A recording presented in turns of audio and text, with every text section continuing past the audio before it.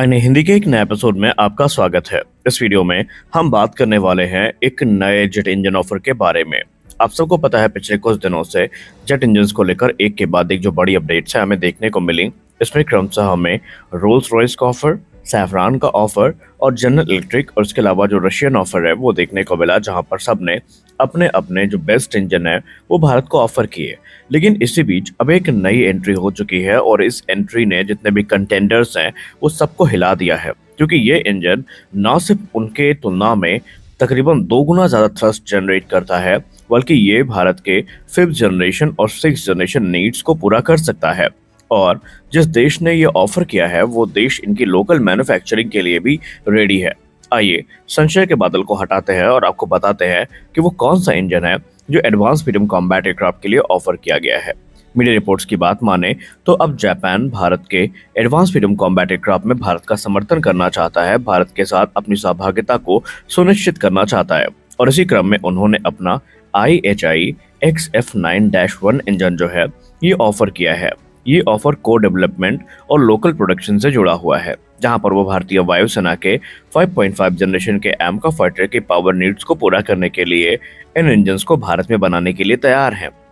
इसके अलावा क्रमशः जरूरी जो ट्रांसफर ऑफ टेक्नोलॉजी है इसके लिए भी जापान लगभग तैयार दिख रहा है। जापान का उद्देश्य है कि भारत के साथ मिल करके जो जेट इंजन डेवलपमेंट की रेस है उसको पूरा किया जाए। और कंपटीशन जो कि काफ़ी इंटेंसिफाई हो चुका है, इसमें जापान ये मानता है कि अगर भारत ने उनके इंजन्स को कंसीडर किया तो उनके लिए ये एक क्लियर लीड होगी, क्योंकि जितना पावरफुल ये इंजन है इस कैटेगरी में कोई भी दूसरा इंजन इसके आसपास नहीं है। हम ऐसा क्यों बोल रहे हैं, इसके पीछे एक वजह है। देखिए, IHI XF9-1 की बात करें तो ये एक low bypass afterburning turbofan engine है, जिसको जापान की IHI कॉर्पोरेशन ने जापान की acquisition technology and logistic agency के साथ मिलकर बनाया है। इसका जो प्रोटोटाइप है ये 2018 में डिलीवर किया गया था और ये इंजन मैसिव 11 टन यानी तकरीबन 107 किलोन्यूटन का ड्राई थ्रस्ट जनरेट करता है। यानी आमतौर पर जो इंजन एमका के लिए ऑफर किए गए हैं उनका जो वेट थ्रस्ट है वो कहीं ना कहीं 110 के आसपास है, पर ये इंजन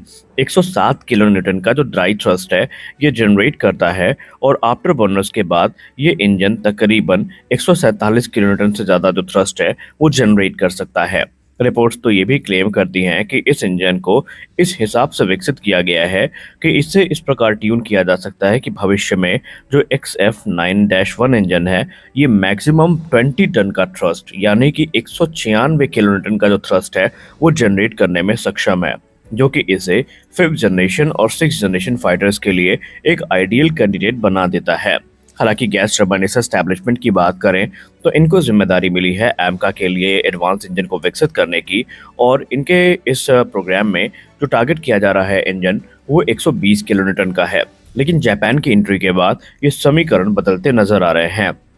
अभी गैस टर्बाइन रिसर्च एस्टैब्लिशमेंट जिस इंजन की तरफ देख रही है वो इंजन 120 किलोटन का वेट थ्रस्ट और 73 से लेकर 75 किलोटन का जो ड्राई थ्रस्ट है वो जनरेट करने में सक्षम होना चाहिए। लेकिन क्योंकि अब IHI XF9-1 की एंट्री हो चुकी है जिसका ड्राई थ्रस्ट ही नियरली 110 किलोटन का है, तो ये GTRE के टारगेट को एक्सीड कर रहा है। रिपोर्ट्स ये क्लेम करती है कि जापान ने कहा है कि इंजन के कोर में मॉडिफिकेशन करके इसको डिट्यून किया जा सकता है और भारत के एमका की जो रिक्वायरमेंट है उसके हिसाब से इस इंजन को ढाला भी जा सकता है, और इसीलिए जापान इस इंजन को एक आइडियल कैंडिडेट मानता है। जापान ने कहा कि आप इस इंजन को सिर्फ एक 5th जनरेशन इंजन के दृष्टिकोण से ना देखें, बल्कि ये एक डेडिकेटेड 6th जन फाइटर के लिए विकसित किया गया इंजन है, जहां पर आपको 140 किलोटन से ज़्यादा के थ्रस्ट की डिमांड होती है। तो ऐसे में भारत के लिए ये एक गोल्डन अपॉर्चुनिटी हो सकती है, जहां पर भारत चाहे तो इस इंजन प्रोग्राम को ज्वाइन कर सकता है, क्योंकि इस कैटेगरी का अभी एक ही इंजन है जो भारत में देखने को मिलता है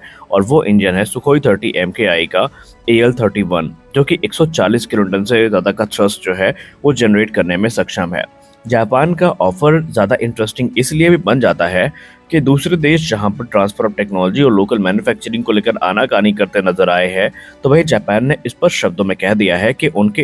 इन प्रोविजंस को अगर आप गौर से देखें तो उन्होंने लोकल प्रोडक्शन जो है भारत में उसके लिए भी इच्छा व्यक्त करी है, जहां पर वो भारत के सेल्फ रिलायंस की जर्नी में अपना भी जो पार्ट है उसको प्ले करना चाहते हैं। डिफेंस मैन्युफैक्चरिंग की जहां तक बात रही तो XF9-1 को लेकर जापान क्लियर है कि इसके एडवांस डिजाइन और हाई थ्रस्ट आउटपुट जो है ये भारत के लिए तो काफी बेनिफिशियल होगा, लेकिन इसकी लोकल मैन्युफैक्चरिंग करने से भी जापान को कोई आपत्ति नहीं है और भारत चाहे तो अपने दूसरे फाइटर्स में भी इन इंजन्स को इनकॉर्पोरेट कर सकता है और भारत के जो पोटेंशियल 6 जन फाइटर्स हैं उनके लिए भी ये एक बहुत बड़ी राहत की बात होगी, क्योंकि भारत के पास एक ऐसा इंजन हो सकता है जो कि उनकी रिक्वायरमेंट्स को अच्छे से टैकल कर सके। अब रही बात एडवांस मीडियम कॉम्बैट एयरक्राफ्ट की, तो अभी इसके लिए इंजन फाइनलाइज नहीं हुए हैं। भारत सभी जो संभावित प्रस्ताव हैं उनको इवेलुएट कर रहा है। अब अगर हम कंटेंडर्स की बात करें तो आप समझ जाएंगे कि हम XF9-1 की बात क्यों कर रहे हैं इतना ज़्यादा, क्योंकि सबसे पहला ऑफर जो था वो जनरल इलेक्ट्रिक के F414 एनहेंस परफॉर्मेंस इंजन का था, जिसको लेकर अमेरिका क्लेम करता था कि उसको 116 से लेकर 120 किलो न्यूटन तक ट्यून किया जा सकता है और वो एमका की रिक्वायरमेंट पूरा कर सकता है। लेकिन आप सब ने देखा कि अमेरिका के साथ इंजन को लेकर जो बातचीत है वो किस हिसाब से प्रभावित हुई है। अभी तक वो F404 को डिलीवर नहीं कर पाए और F414 की जो डील है वो फाइनलाइज नहीं हो पाई, इसलिए अमेरिका पर विश्वास करना अब भारत के लिए हित में बिल्कुल भी नहीं नजर आता है।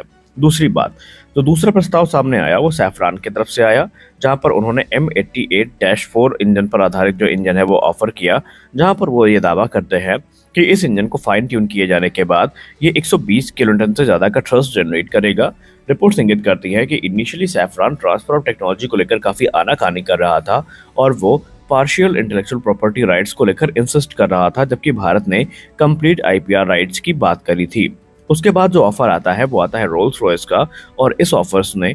ऑफर ने जितने कंटेंडर्स हैं सबको हिला दिया था, क्योंकि रोल्स रॉयस ने कहा कि हम एक अपग्रेडेड कोर के साथ नया इंजन ऑफर कर रहे हैं जो कि 120 किलोन्यूटन से ज़्यादा का थ्रस्ट जनरेट करेगा और इसमें भारत के पास full transfer of technology, intellectual property rights और दूसरे जो अहम राइट्स हैं वो दिए जाएंगे, लोकल मैन्युफैक्चरिंग करी जाएगी, इवन फ्लाइंग टेस्ट बेड भी रोल्स रॉयस अपना खुद का यूज़ करेगा और उन्होंने तो ये दावा कर दिया कि 1 दशक के अंतर्गत जो प्रोडक्शन वेरिएंट है वो आपको देखने को मिल जाएगा। तो इस ऑफर को काफ़ी ज़्यादा इस समय चर्चा पे लाया गया। उसके बाद एरो इंडिया 2025 में एंट्री होती है रूस की, जहां पर रूस ने अपना प्रोडक्ट 177S जो इंजन है उसको ऑफर किया, जो कि 5th जन टेक्नोलॉजी के साथ हमें देखने को मिलता है। और उस समय तक ये इंजन सबसे ज़्यादा थ्रस्ट प्रदान करने वाला इंजन में से एक था, क्योंकि ऐसा क्लेम किया जाता है कि इसका जो वेट थ्रस्ट है वो 145 किलोन्यूटन से ज़्यादा होगा और वो इंडिया की रिक्वायरमेंट के हिसाब से होगा। और इसी क्रम में रूस ने